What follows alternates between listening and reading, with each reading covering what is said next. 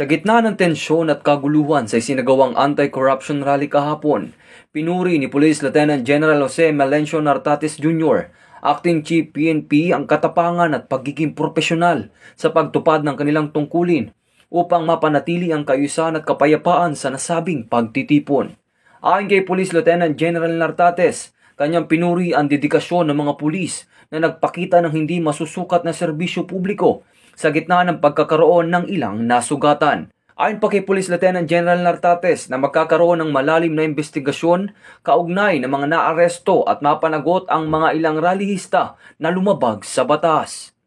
Dagdag pa niya, binigyan din ng importansya ng pananagutan at pagsunod sa batas. Samantala, ayon kay PNP spokesperson Police Brigadier General Randolph T. Tuanyo, na kahit nasubok at naharap sa tensyon ng mga pulis, nananatiling disiplinado at mahinahon ang kanilang tugon sa pangyayari.